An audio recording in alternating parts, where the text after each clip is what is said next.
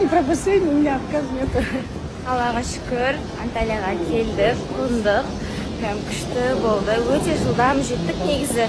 4 сағат 50 минутқа келдік. Почти 5 сағатта.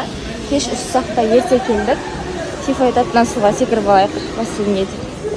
Бұл жақта ауа райы жылы, чем Қазақстанға қарағанда. Өте күшті. Сезіліп жатыр, турецкий шығып жатыр уже. Мен жанында Индира тәтем бар. Кстати, жазыпты ма, сіз қалай барасың деп жазғандар бар екен.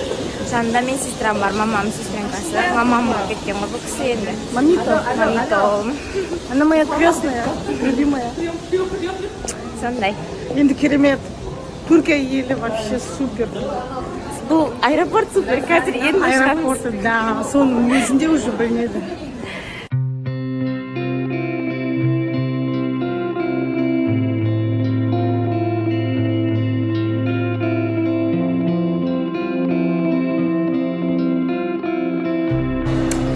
Біз отельге наконец-то аман-есен орналасып алдық.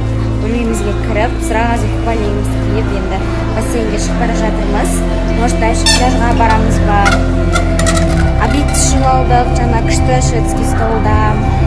Андай телефоным өшіп қалды меніңше, уақыт болмай қалды, түсіріп алатын. Күшті демалыс болып жатыр. Еще, кстати, ертең мен туған күнім түнгі 12-ден басталады.